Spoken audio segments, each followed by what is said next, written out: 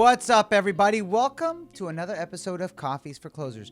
Today, we are sitting down with Gary Surdam, the founder and CEO of the Illoominate app, an application that is revolutionizing education for children. Please welcome Gary Surdam. Thanks for joining the show. Welcome to another episode of Coffeez. Thank you. I'm excited to be here and excited to share our story, what we're doing, and where we're going. I love it, Gary. Now, if you want to give the audience a 10,000-foot overview of what is the Illoominate app and how is it revolutionizing education for children today. Illuminating app, it starts off with the parents and the children working together, understanding that our parents are the first and most important teachers in the lives of their children, and then connecting them together. You know, we've gone through the pandemic. In fact, I've written a book called Illoominate that talks about how do we go from 4 years ago when our kids were 24/7 in our house, that we normally send them off to school, but now they were working with us. How do we help our students to be successful? And how do we gear them up and prepare them for success in a global economy? So we combine them together. The parents have an activity that they can choose to have it once a week. They can choose to have it 2 or 3 times a week, but we give them activities to build responsibility, honesty. And one of them, the activities that we have, is to build social justice. Having our children understand, how do we respect each other? And when we don't get respected, how do we deal with that, and how do we make life more positive for us? And then phase 2 is in 18 months, and we are looking at using the AI technology to give students exactly, we call it Illuminate, because we want those illuminating moments to happen in every child.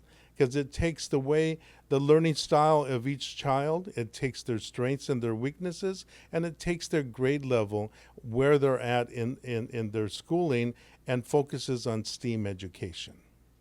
Love it. Now, take me back to when you started this application. What is the problem that you were trying to solve for? Actually, 10 years ago. 10 years ago, I had this idea. Why not build an app that we can help students to really succeed? I was teaching an online class with students in Thailand, and I gave them an engineering problem. They had to solve the problem.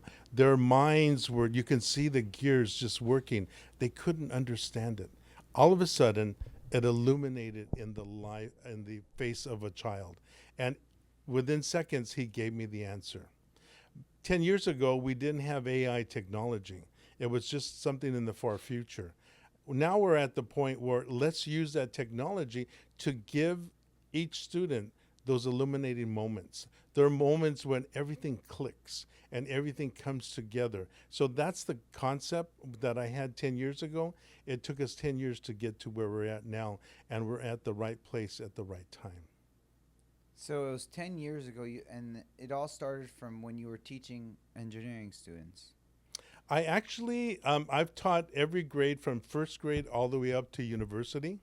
And I teach STEAM education at a university. At that time, I was in a university called University of Laverne in Laverne, California. And I was teaching teachers that were getting their degree in their teaching credential. And we would talk about STEAM education, and I would instruct them, but we would go for 2 weeks at the end of the semester, and we would teach in China. And we do STEAM camps throughout up and down China, and give our teachers the opportunity to learn and to refine their teaching style. What they found out is that students are the same all over the country, all over the world. And it just gave them an opportunity to do that. So I was focusing on STEAM education with new teachers that were coming into the classrooms. Okay, gotcha. Now, you've worked all over the world in education. What originally drew you to the education space, and how did it become a calling to do this like full time for a living? I got to tell you, I have an entrepreneur spirit. I was 19 years old.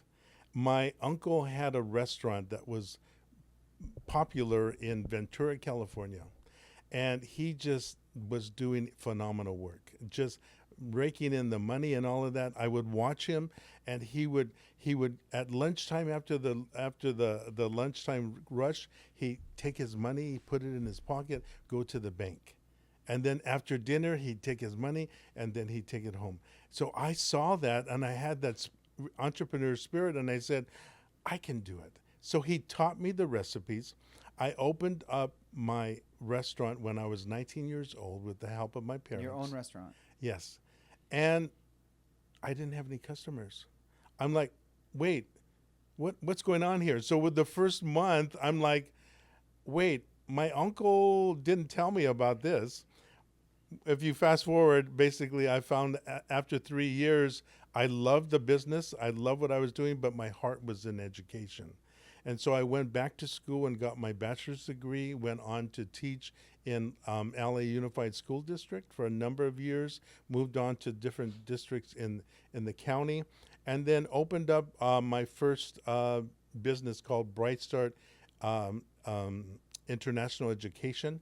And I actually sold it to the Chicago Tribune. Wow. And became an executive for the Chicago Tribune. And they used to tell me I'm like that speedboat. They would say the Tribune is that tanker that just goes straight down the ocean, and I'm that speedboat that just kind of reacts to the market and reacts to what customers want and what they need. And so I did that, which gave me a good. They gave me the 40% kind of. I guess if you're making less than 40% profit, then you don't do it. Even if it's 39.9%, it has to be 40%. So that gave me a lot of schooling in growing the company.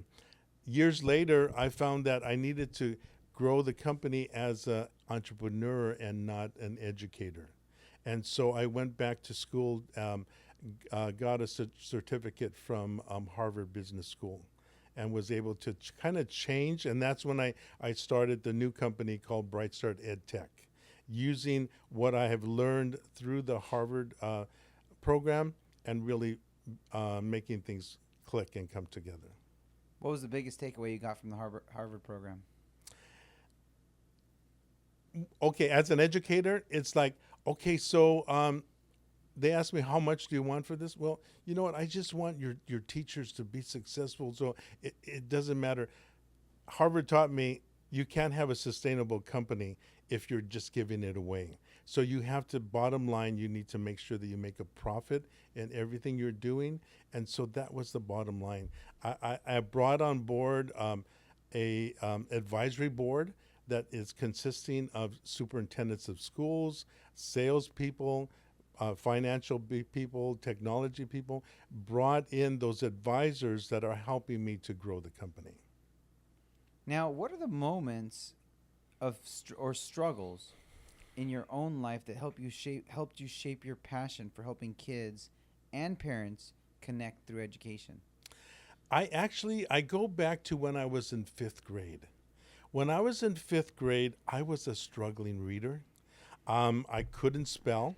I struggled through the reading. And I don't know if you probably are too young, but we used to have peachy folders. And the peachy folders were things that students would carry around with their back. They didn't even have backpacks back then. But I was in a fourth grade speller when I should have been in a fifth grade speller. I covered it up with a peachy folder so no one knew that I was below grade level. Those struggles that I felt, I don't want students to feel the same thing. I don't want them to feel like they are less than anyone else. And so that's where my heart comes into the business and into education, helping students to succeed, helping students to feel good about themselves and to have confidence. So does your platform help with those specific subjects like reading, spelling, or is it more like macro? Because you talked about social justice, you talked about various things that we deal with as a society. The first phase is working with parents, parents and children working together, gaining a bond with each other, but also parents being those first important teachers in the lives of their children. And it has a variety of activities. If we look at, let's say, honesty, we have activities that they can do that bring in reading, that bring in writing, that all bring in all those other subjects, but it's all broken down into age appropriacy. So if you there's step 1, step 2, step 3 for each one of the activities, but let's say I have a 3 to 5 year old. If the 3 to 5 year old is I click on it and I can see this is what I do with my 3 year old. If I have a 12-year-old, I can click down, I can say, this is what I do. So it's really age appropriate, but at the same time, we include the reading, the writing, and all those other subjects. Gotcha. I love that. Now, you're not just an educator. You're an actual entrepreneur, and I love that. What was the first big leap that made you think about building something of your own? Was it this business? Did you have multiple businesses other than the restaurant? The restaurant was the first leap, and the struggles that I needed to realize, if you don't have the money, you still have to pay the bills. And so how do we do that? When I became an educator and started working in the school system, I still had that heart to be wanting to go out and to make a business and make it successful. So the kind of the benchmarks in between were, let's see, what can I do next and what can I do next? So it started off with me after school, rushing after school after one of my classes, and then doing a workshop at a local school, and just sharing some of the strategies that I have learned as an educator, and little by little doing that, which it ended up I left teaching per se from teaching. In fact, I was teaching a 5th grade class. That summer, I had an administrator leadership conference in the local mountains, in which I believe we had probably around 50 teachers and 50 administrators. That was my first leap. At the same time, I got hired by, which was then the Chicago Tribune, one of their educational arms, and I got hired to work part-time for them. So that helped me to build the business. So little by little in that fashion. And now you've been at this project. How long have you been at Illoominate? How many years? Illoominate has been 2 years. And you just had this full launch. Up until then, the beta test, who was your pilot? Who were the people using it? Well, the funny thing is, as a startup company, there's no money. There's no funding available. So I needed to find out, how do I build a mobile app that is going to be phenomenal, that's going to be incredible when I'm not tech savvy. So I brought in some interns from USC, from Berkeley, from Arizona State, and they built the app through my direction and kind of going piece by piece. And so it took us about 8 months to build it, but they're doing phenomenal work. As the interns continued to come on board with us, if we felt that it was a good fit and it was going to be the future for us, we brought them on board as an equity partner. So some of our technicians or our technology developers, they are now equity partners in the business. And I feel like if you don't have skin in the game, sometimes when life gets tough and it's not working out, we tend to not focus on what we're doing. But if you have skin in the game and you have a supporting community, there's nothing that we can't do, and that's what we're doing right now. That's a great idea, to get those kids to actually have skin in the game. Mm-hmm. That was forward thinking. Like, what was the motive behind that? The motive was I was thinking, okay, we have no money? What are we going to do? So I started kind of reaching out and finding some of these tech people and asking them, would you be interested in working for equity? It was kind of funny. I was on a interview with this gentleman. My director of technology had already talked to him about it's an equity position. You're not going to get paid. He got online and he goes, I'm not going to turn on my monitor because this meeting's not worth it. And I'm going, excuse me? He goes, I need money. I'm not going to work for free. And I thought, okay, well, thank you very much. I will let you know. Because he already knew, but he felt like, okay, let me just get on and see what they're going to give me. But then when I started thinking, how can I do it? And I was talking with a student from one of my universities I was teaching at. He goes, well, why don't you just find computer science students and see if they're interested in coming on board? And that's how it worked, and that's how it clicked. We brought, at one time we had a total of 10 interns that were working on the project. Right now we're down to 5 because we've done a lot of the meat of the program, and now it's really functioning very well. Now the program is called Bright Start. The company is called Bright Start Ed Tech. The product is Illoominate, and it's spelled with 2 O's. The reason why it's spelled with 2 O's is this. The 2 O's form infinity. Because once you have those illuminating moments as you're learning goes on forever. And so the 2 O's represent infinity, that we're building a community where learning is going to be top-notch, and it's going to be something that students love to do. Now, you describe Bright Start as a parent-powered learning solution, right? Mm-hmm. Now, what does that mean in practice, and why do you think a parent-powered solution is so powerful? Like I've said before, that parents are our first and most important teachers in the lives of their kids. We give parents an affirmation. As parents, sometimes we judge ourselves. What do you mean affirmation? A positive, like.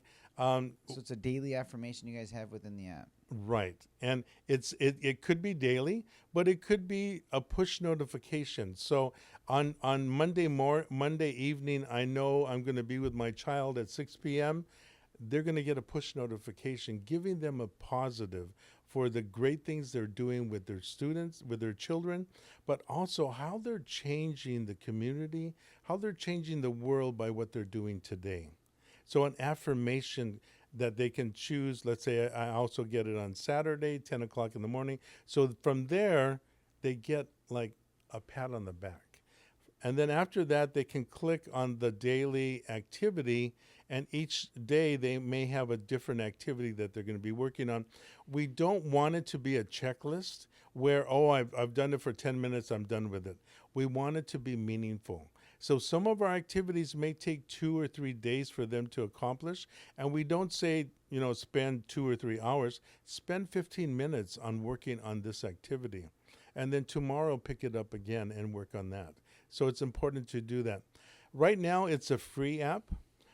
In about 2 weeks, it's going to be pushed out as an app, a subscription app. What we're adding to it is, number one, journaling. At the end of each activity, as a parent, you journal, reflecting on how it went and what were the successes. A community part of it, where we join forces together. There used to be the saying, it takes a village to raise a child. Still. Still, exactly. We bring them together as a community form. So let's say today I had an activity with my child to build honesty. So we go on our community forum and say, this is what I did with my child. Did anyone have any other ideas? So you can share, this is how it went for me, and a great support system. There's going to be resources where they can go. I have a number of books that are there. We have podcasts that are on there. One of our key person is Dr. Martinez. She writes and does sessions on social emotional learning. And so she'll have a podcast up there. She'll have a video. Some of her parts of her books are on there. And so we have a variety of those. We also have a conversation where once a week, a parent professional will come on for a webinar, but it's engaging. It's not a one-way webinar. It's engaging. So if you're a parent and I start to share with you an activity, and then you may have, well, how would that work with my 5-year-old? The parent professional will be, or the parent professional will be addressing those. So it's more of an open conversation. That's really cool. Mm-hmm. That's really cool. And but this isn't live yet. The notebook, the journaling. That's not live yet. In fact, by the beginning of next week, it will be approved through the Apple Store and Google Play. Fantastic news. Now, you've mentioned closing learning gaps really early. What are some of the most common gaps you see, and how can parents get ahead of them before it's too late? Number one, one of the most important gaps that we have is our self-esteem. Self-esteem plays a big toll in a child's development. A lot of times our children don't have the confidence to believe in themselves. And as they move through grade to grade, their confidence level goes lower if their reading skills are not the best, if their writing skills are not the best. So we need to build those reading, those writing skills, and those math skills so that they do feel confident. But also as parents, we need to support them and be their number one cheerleader. We need to be there for each one of their children, but also just put kind of like every child has a positive thing that they do very well, but they also have some weaknesses. Really enhance and encourage those positives and what they do well, and continue to build that up so that their confidence builds and their self-esteem builds. You know, I'm asking these questions, and it's like, for me, I got 4 kids. Uh-huh. I'm always trying to figure out balancing, you know, their self-esteem, education, etc. Because it's very true. Like, if they feel like they're not at the same level of their peers, like their self-esteem is just shot. And it's a struggle I deal with frequently myself, you know, for my own kids. Exactly. And what we're building is we're building a society, we're building children that in the future are going to be successful in a global economy. As we're looking at a global economy, I am a professor of global education. We're working with our students to really look at the economy worldwide. And how do we become successful in not only dealing with our own community here, but globally? How do we deal with the issues that are out there? There's 3 areas that I focus on. Number one, helping people to be successful, helping countries to prosper, but also saving our planet and looking at how do we save our planet. So those items are also part of our training that we do with our kids and our parents. We talk about how do we keep our environment clean? How do we, it's kind of funny. I started teaching at Yokohama, Japan, at Kanto Gakuin University. And I had this idea, okay, let's go do a volunteer project. And they go, volunteer? Like, what do you mean? And I said, well, let's go do this and that. They go, we already do that. That's not a volunteer. Okay, I said, well, let's go pick up trash. Okay, so I go over there. We have all these big bags and we have gloves and we're going out to pick up trash. They were humoring me. In Japan, there's no trash. And so we started at the beach. The university is very close to the ocean. We started at the beach and there was no trash. And we walked across the bridge. We ended up... Still no trash. No trash. We ended up with a handful of trash in these big bags. Probably a handful out of maybe 2 or 3 bags. But in other parts of the world, there is trash. And so how do we help our our children to see it's important to keep our community clean and to do positive things in our community. I was while I was in Japan, I had a paper in my pants, and I got something out of my pants, and a paper fell to the ground. And the gentleman came over to me and tapped me on the shoulder and pointed to the trash, and I picked it up. Nothing negative, nothing judgmental. He just reminded me there's trash on the floor. So how do we become a community that is really looking at keeping our community safe, keeping our community clean, and everyone working together? So I learned a lot from that experience.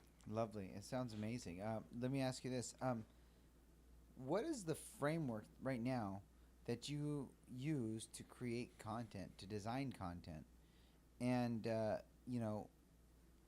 how do you support it with research-backed articles and, all the different things that you're doing to basically The interesting thing verify all is, this? back when I started my company, it actually was called Healthy Gente. Gente in Spanish means people. So it was called Healthy People. My background, I was on the state of California, I guess it was the advisory board on health education. And so I went from there and transferred into growing the business that way. But throughout the years, I have developed activities focused on helping parents to be that educational leader at home. So over 20 years, I've been developing all of those activities. So that those activities are put into our app. The same thing is, one of an investor asked me, how do you keep it unbiased? Because oftentimes people will have their own agenda, or whatever they feel is most important. We keep it very neutral. We keep it just basically, these are activities that you can do with your child, and there's no bias in what we're doing. It's all about just good stuff that we do to help our students and help our children to succeed. When you focus on only developing and only creating things that students need, and not looking at them in a biased way, is where we really grow our children to be successful, but also to be non-judgmental. Now, if you're in a education business, what kind of competitors now do you worry about in your space? Like, couldn't Hooked on Phonics come in and do the same In thing? education, there are a number. In fact, I shared with some investors is the ed tech market is It's like over $404 billion a year. The ed tech market. And how many competitors are in that space? When you get to ed tech, there's probably 20% of them. It could be anywhere from maybe 50 to 100. It's not a large amount globally. Who dominates? I don't think there's a dominating force. I think it's like the large companies are kind of coming up to the plate to try to figure it out. We have a 5-year plan.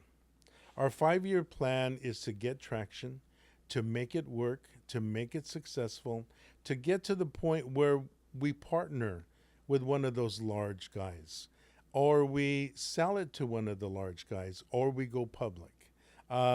Because what we have, I shared on a show that I was on, that as entrepreneurs, we seem to think that we're the only game in town, that we are the best at what we do and nobody else does it. Yeah, everybody thinks like that. Everyone thinks that, but in reality, we're not. But what can we offer is we can offer a niche that nobody else offers. What would be our niche? Our niche is that we provide the parent portion of it, but we provide a community. We provide resources. We provide instruction. We give the whole package. In the future, in 18 months, we'll provide that that personalized learning for every student. So we're not only providing for our parents, but we're providing for our students, where we're combining, as a teacher, we we tend to teach the way we learn. And if I learn visually, I'm only going to reach probably about 20% of my students in that fashion, because there may be some that learn auditorially. There may be some that learn by reading. And so I'll miss the mark on some of those students. But when we have each one of the content, give it to them the way that they learn, we can pretty much reach 100% of our students. Wow. So it's not only going to make it phenomenal for our students, but it's going to make life easier for our teachers. Now, what's the long-term vision you have for the company? Is it to go public? Is it to gain market share? Is it to dominate your competition? Long term is to connect. There are some companies that I feel we would be an incredible enhancement to what they already offer, but no one's going to talk to us right now because we don't have traction. In the last, the app came out 2 weeks ago. Right now we have 120 followers. Users, yeah. Users, yes. Users. And so we need to get up to 1 million, 2 million users that It's then free right now, right? What's that? It's free. It's free right now. We're kind of taking the dual-lingual business model. Dual-lingual, their revenue annually is about 932 million. However, 92.7% of their users are free users. How do they make that money? They have advertisers that are on there. But then if you decide not to want to see those advertisements, then that's where you have the paid subscription. So we want to get to the point where we have millions of users. We're not only talking the United States, we're talking globally. I really feel that our program is going to reach out to the world, to families all over the world. So that's our focus. But to begin with, we're starting with the United States. Now, I want to ask you a couple last questions. So this one's about legacy. Now, what at the end of the day, what do you hope kids and parents remember about Illoominate, about you, about your mission? I want them to feel and understand when they see Illoominate, they know Illoominate makes my life better. I feel confident because Illoominate has given me that confidence. Illoominate has helped me to be a successful individual globally, successful in what I'm doing here, successful in building a life, whether it's as a parent in the future or as an entrepreneur or as a doctor or whatever it may be. That Illoominate, when they look at that word, they say, they made my life better. What a great mission. And the other thing is that I teach, when I teach new teachers coming into the world, I want them to be those teachers that 20 years down the line, students come back into their classroom and just praise them for, you've touched my life. You made my life better because I was your 5th grade student. That's what we want Illoominate to be. We want Illoominate to be, you made my life better because what you offered. This last one, this is the last question before the final question, but this is a 3-pronged question. And you kind of answered this question a little bit already right now, but I want to kind of dive deep into your goals. What's a personal goal that you have for yourself, a family goal that you have for your family, and a business goal you have for Illoominate? As an entrepreneur, I didn't come from a rich family, so my parents didn't give me millions of dollars to grow the company. So it's been a struggle. I left the classroom years ago and built what we have now. My wife has been the support 100%. We still struggle. We still need to meet our obligations. And so I would love to get to the point where, as a family, we're living okay. But the most important thing that I believe is I raise kids. My children are good people. Yeah. When I my one of my son is a police officer. When he was promoted, I went to the promotion. Other lieutenants and other police officers came to me and said, "You've raised a good boy. It's You've the made best a difference." compliment you can get. And that's what my life as a family member, as a father is. I want to be able to see that I've raised good kids, and I have. I've raised solid kids. As a company, I want to see us get the traction and make the difference. Like I said, Illoominate. I want people to see the Illoominate and say, "You changed my life. You made a difference." As a business, we need to look at our business goals financially and be able to raise the money. Right now, we're doing a fundraising campaign to get to the next level. I'd love to be at the point where we don't have to worry about money, that we can do the things that we want to do and do it successfully. So two-prong. Number one, raise the company so that it's sustainable. And number two, raise the company so that people look at it and say, "You've changed my life." And I don't know if you talked family goal yet. Family goal, it's kind of funny because people say, "You should be retired by now. Why are you not retired?" And I said, my kids know that my life has always been in education. Raising my kids in a home that has been loving has been what we've done from day one.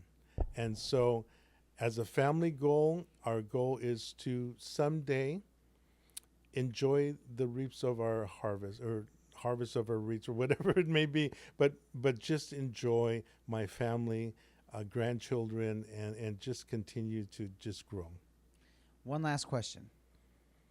When you're in front of the pearly gates, what do you think God's going to tell you?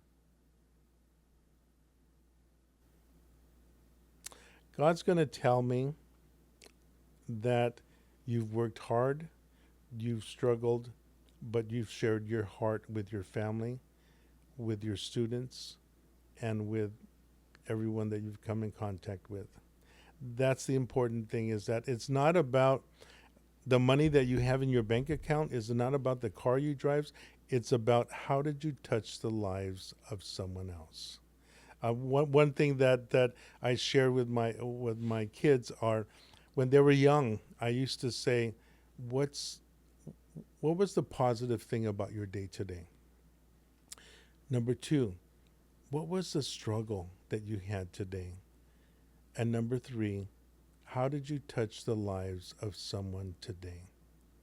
Just understanding those three concepts is what I want my family to remember. Powerful. Gary, you've been a pleasure to have on the show. If people want to get in touch with you, how do they find you? We are on Illoominate.net, which is ILLOOMINATE.net. Our Illoominate app is Illoominate 1.0 on our Apple App Store, and it's Illoominate on Google Play or Google Play or whatever it may be. But I'm on LinkedIn. I'm on all these other social media. I would love to connect with anyone who believes what we're doing is going to change people's lives. Or if they don't believe that, let me convince you that it is. God bless you, Gary. I hope you hit every single one of your goals. You've been an absolute pleasure having the show. Thank you so much. Guys, make sure to download that app. Get your kids on it. I'm sure it will edify you and help you build a better relationship and educate your kids. Let's go. Gary Surdam, Illoominate app. Thank you.